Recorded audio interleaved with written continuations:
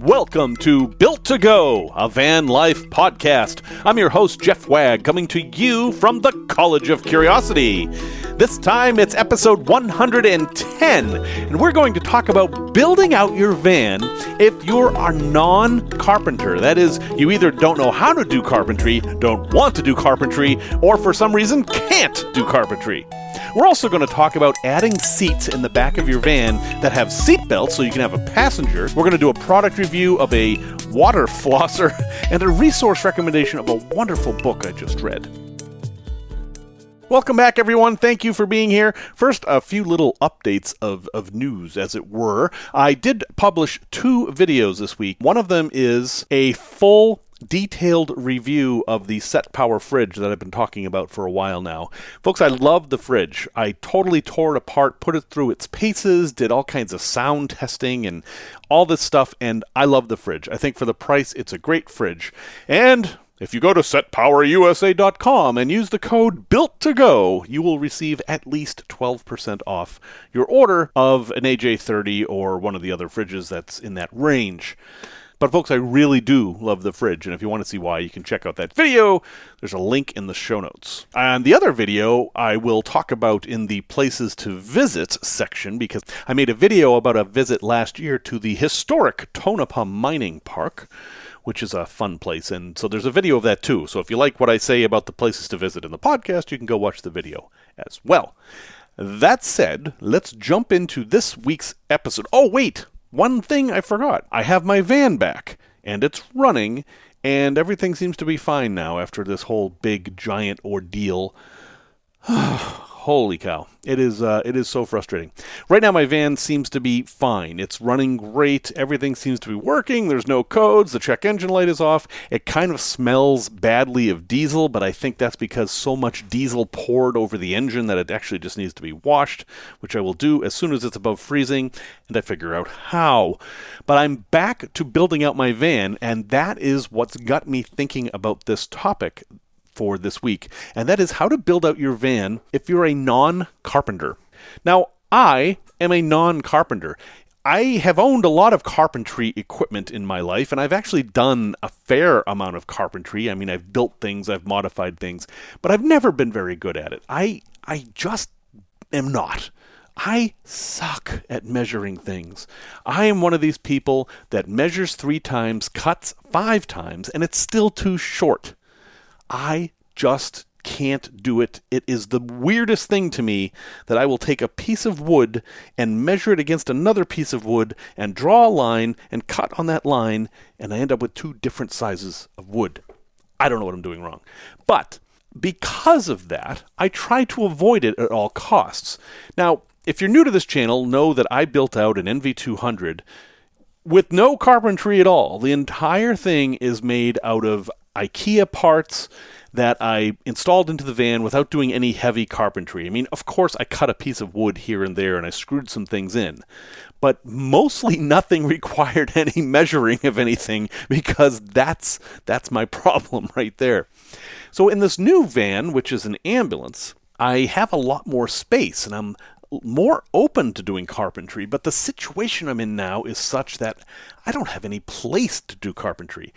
All the work I do in this van, I either have to do in my living room, which my wife may not be too thrilled with, or in the van itself.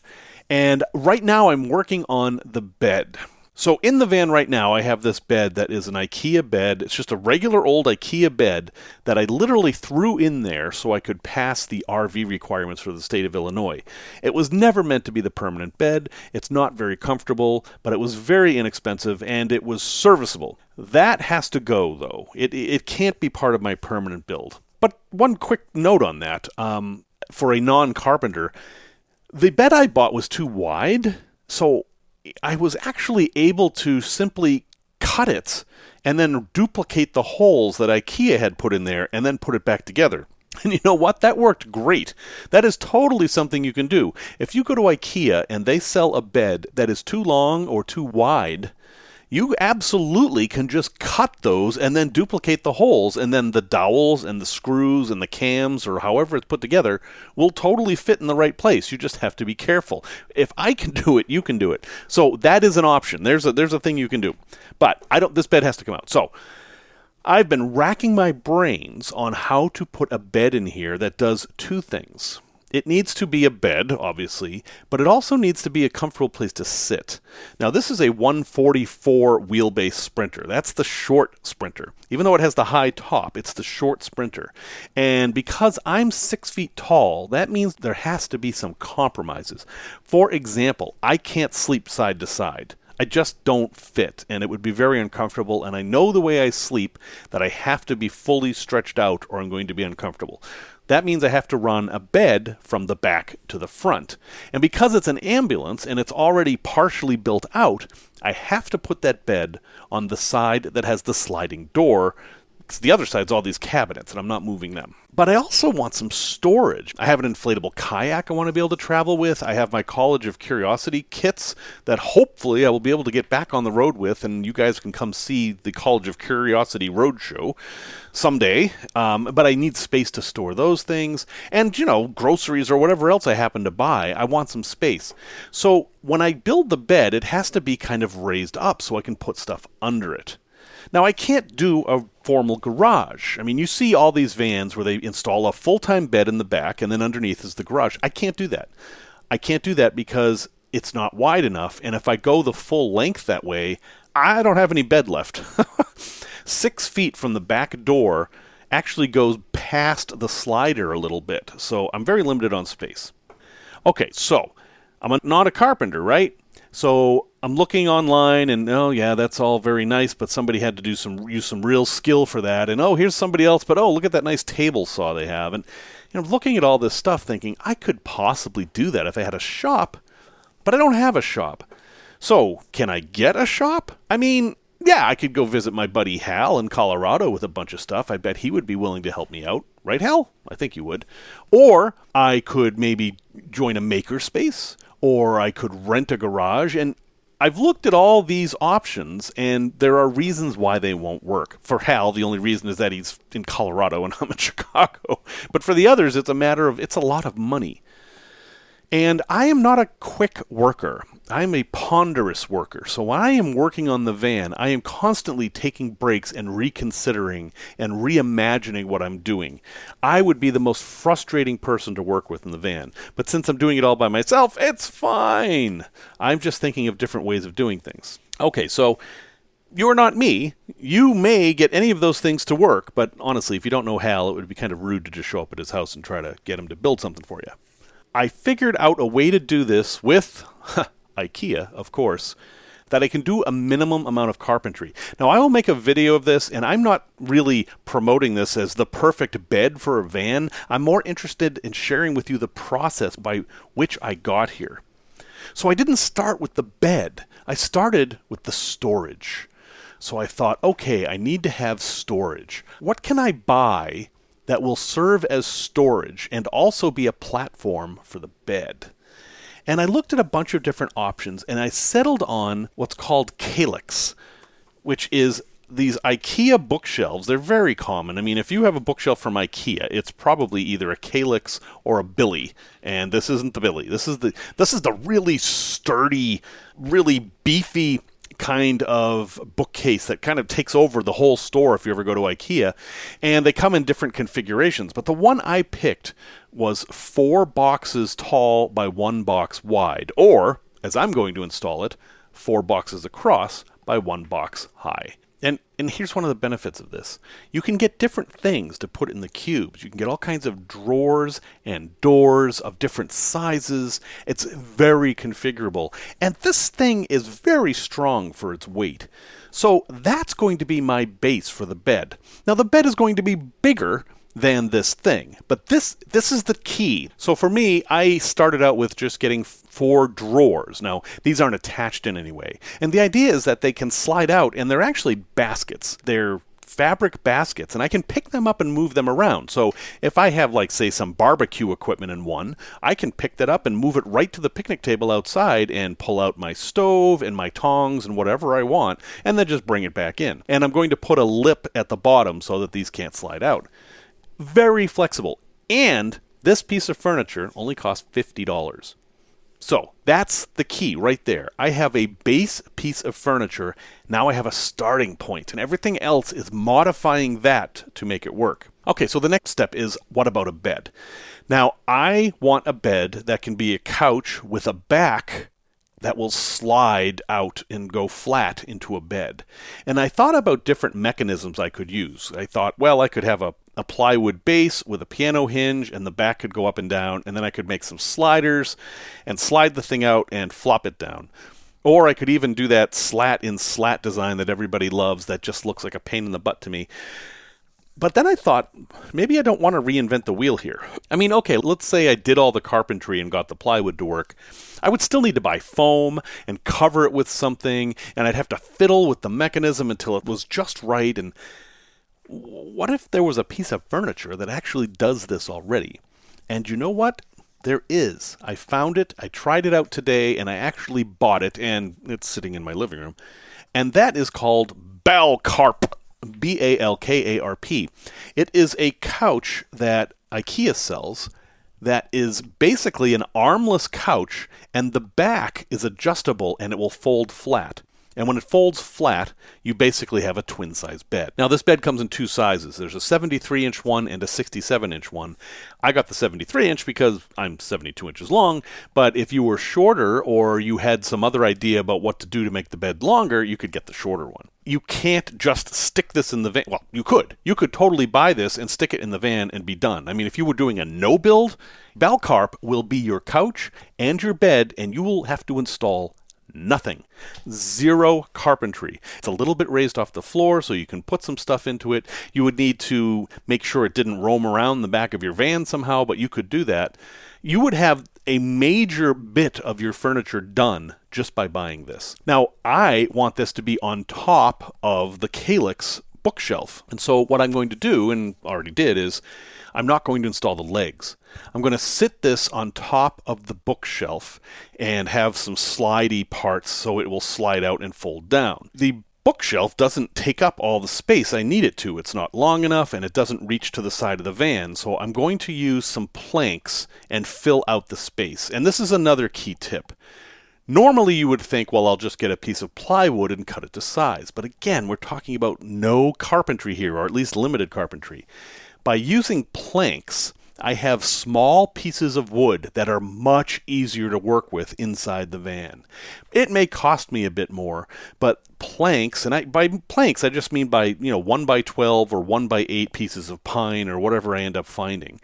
They're going to be supported underneath by 2x4s that I'll attach to the side of the van and to the bookcase, but they're basically just going to be planks that are laid down, and they will adjust to the curvature of the van individually, which I can do with no problem. And this is going to give me a nice little secret compartment underneath the bed. So it took me a while to come up with this solution, and I still have things to sort out for the front and the back, and there's only so much I can tell you in a podcast without showing you. Again, I will have a YouTube video. But here's the takeaway from this. If you don't want to do carpentry, make everything a smaller project. Don't get a big piece of plywood, get littler pieces of wood that are easier to deal with. Pick a base anchor piece of furniture and make everything else work around that. It can be a dresser, it can be a bookcase, it can be a sink base, it could be a kitchen cabinet. Whatever you find that works for you, put that in there and make everything fit around it. And remember that a bed is just a flat space in the van. You can make any flat space into a bed. I mean, my big fancy motorhome that I used to have was just literally a giant piece of plywood. That was the bed, and it was the most comfortable bed I've ever slept in. So, I hope you got some tips there. I'm kind of excited about this project, and I'll share more with you as it gets closer to completion. Tech Talk. While we're talking about putting seats in the back of a van, we should address something that comes up fairly often, and this came up a lot with the NV200. Now, in the US, NV200s and the Chevy City Express, which was their relabeled version of it, didn't come with passenger seats in the back. They were 2-passenger vehicles. There was no option to have passenger seats in the back. You couldn't get them. Meanwhile, in Europe, they had 7-passenger versions of NV200, and this caused a lot of confusion because people were like, oh, I picked up a cargo van. Where can I go get seats for it? Well, the answer is you can't. You can't get any from Nissan anyway. So what if you want to add a seat or 2 or 3? Well, I can tell you that it can be done, and I know this because my ambulance had a seat in the back that was not made by Mercedes. It was added and it had a seatbelt. So let's talk about how you do that. Now, legally, I have no clue how any of this works. I know that there are government agencies that dictate how seats must be installed and how the seatbelts work and all that, and folks, do not come to me for advice on that. I don't know the answer. So no matter what, you are taking some sort of a risk if you try to put a seat in the back. But if you're going to have passengers riding in it, absolutely, you want a seatbelt. And my recommendation would be to find a seat that had a seatbelt built into it. That way you know that the seatbelt is professionally installed. The seat that came in my ambulance is a simple vinyl car seat. It's nothing fancy, but the seatbelt is built into it. So your only concern then is attaching the seat to the van. Now, the way it was done in my ambulance was that there was this very heavy-duty steel box that was secured to the floor with 4 very large bolts, and then secured to the seat with 4 more very large bolts. The thing is, you have to be very careful about how you attach the seat or the base to the van. You want to use something called a spreader, which is really just a giant washer.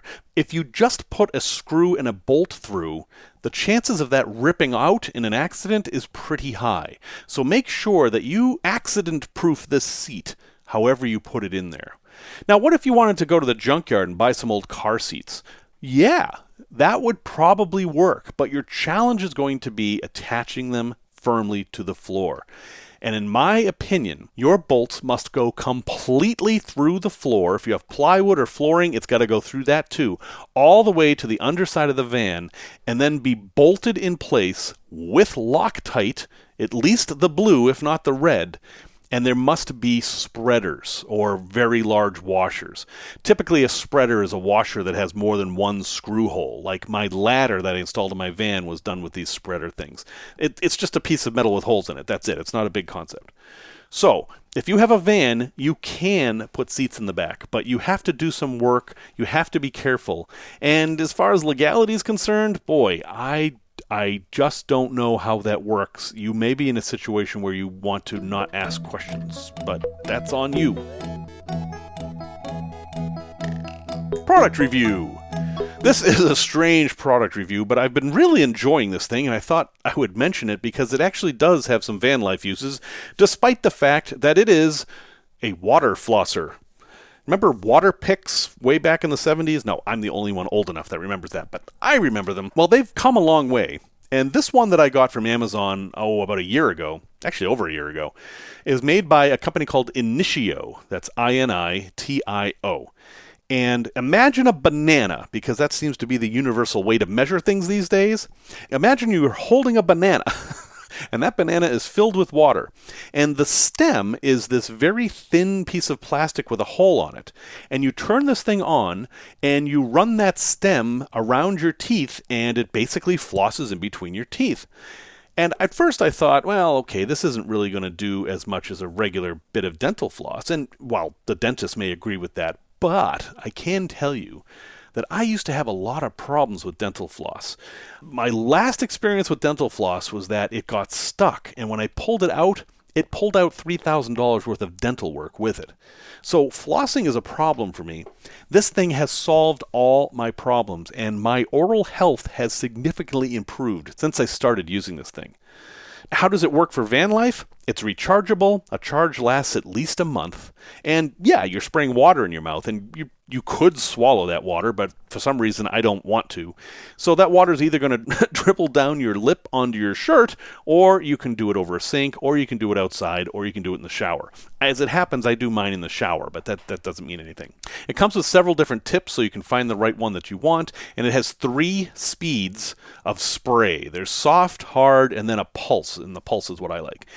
But there's another thing this is useful for in van life, and it seems silly, but honestly this will work. This thing comes with a whole bunch of tips. I recommend you take one of the tips and dedicate it for cleaning. And then you can use this thing to clean all kinds of little things that are really difficult to clean. Like, let's say you've got mud in your shoes and you just can't get it off. This thing will power through. It's like a little power washer. It will power through the mud in all your treads. And you could use it for cleaning just about anything, as long as you remember that there's going to be water everywhere. And you can only use water in this. You don't ever want to put soap in it or mouthwash or anything like that.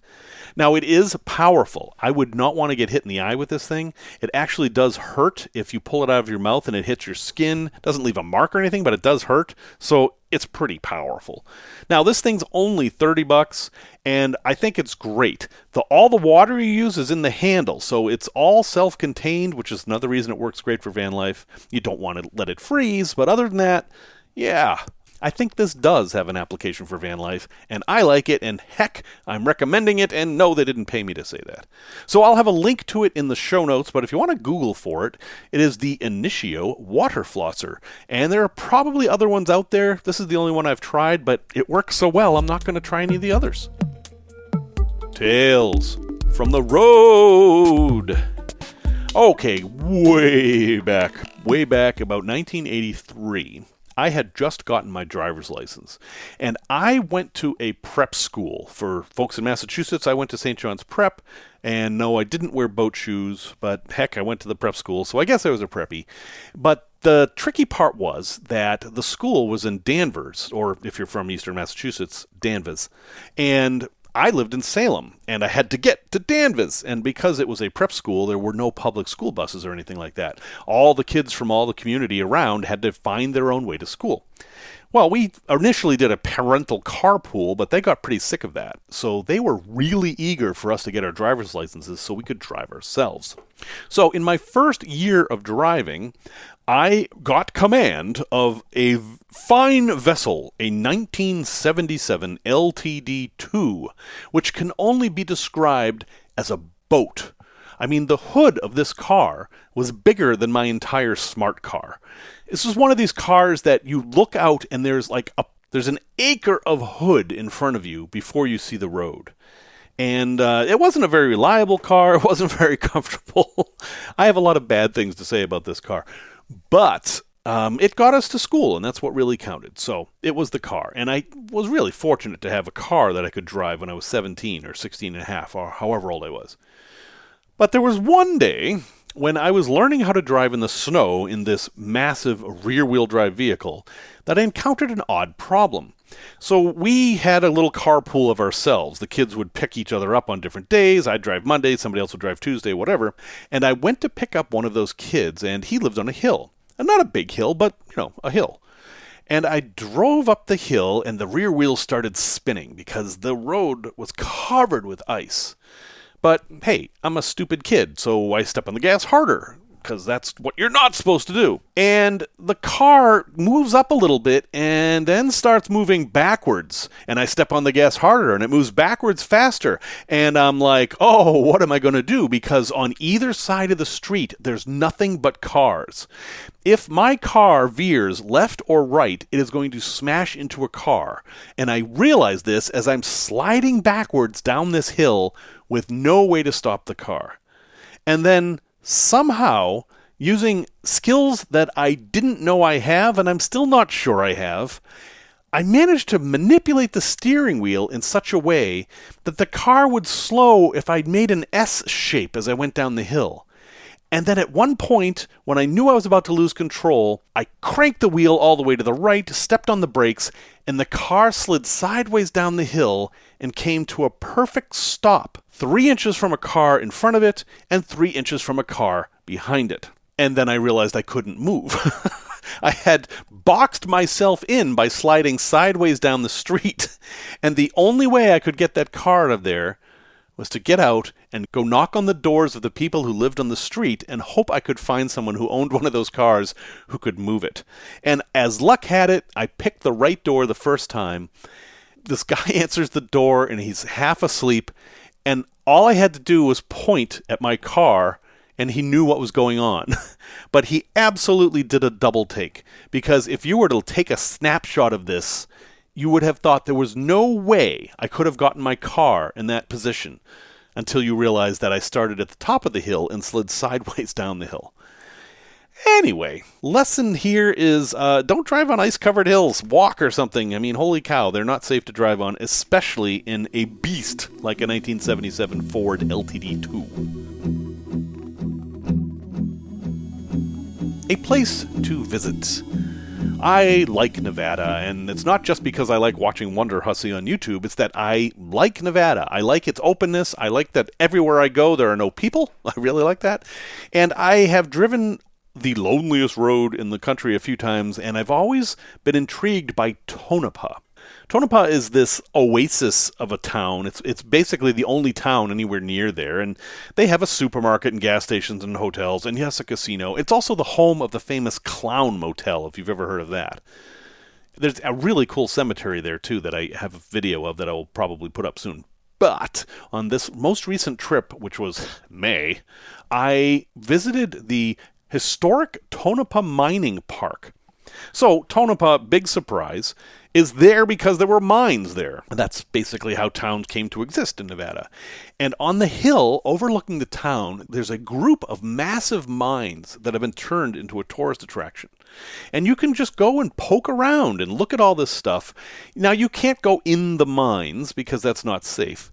But you can see a lot of the mining equipment that was left behind. And it's a way to do urban exploration without being a jerk. You know, you don't have to break any laws, you don't have to risk anything, but you kind of get that same sense that you're in spaces that are privileged spaces. And the day I went to see it, I was the only person there, and it was really kind of fun to imagine what things must have been like when they were in full operation. And these were not little mines. There's one room that has all this amazing equipment, and it was the hoist room for a very, very deep mine. And it's just amazing that that is just left there when it had to cost incredible amounts of money to build.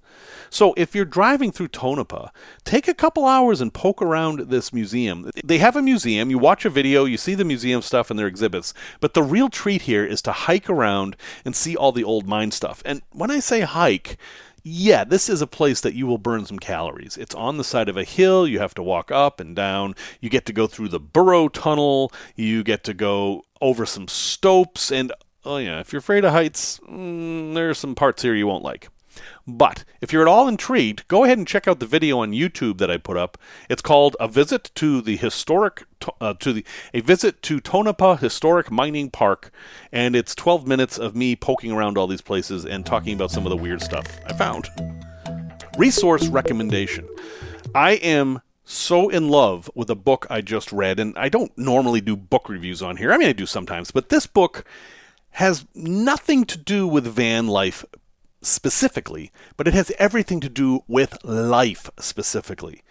Those of you who've been following this podcast for a while know about HookWakaBang. You know that I give out stickers, and you see it around if you look at any of my stuff, and it's basically question mark greater than exclamation point. Those words, HookWakaBang, being the cartoon terms for those characters. But why? What does it mean? Well, I tell people what I think it means, and I invite them to have their own interpretations. But now, there's a whole book written about what it means. Scout Mindset by Julia Galef presents the argument that we should approach life as a scout, that is, a truth seeker, rather than as a soldier, that is, someone who is defensive, who's trying to stand their ground and attack. A scout does nothing more than gather information and come to provisional conclusions from that. Now, Julia has written this book in such a way that it's a bit of a self-help book in that if you read this book, she will give you ways to feel better about things, like being wrong. Julia points out something that I've long believed, and that is that if you are wrong about something, congratulations. You have learned something. You know more than you used to, and you're a better person for it. Therefore, you don't need to defend against being wrong. You can embrace it with gratitude. If that concept sounds intriguing to you, I highly recommend you pick up this book. Now, I listened to the audiobook, which is read by Julia, and full disclosure, Julia and I sort of move around in the same circles. She has been to conferences that I've put on and things like that, but it's not somebody I know. I've respected her from afar, and she doesn't know who I am. So I am not shilling a book of a friend. I am absolutely 100% thinking this book is for anybody who has any sense of curiosity and love for objective truth. Okay, is that enough praise for you? I mean, I could give you more praise, but no, that's what I've got here.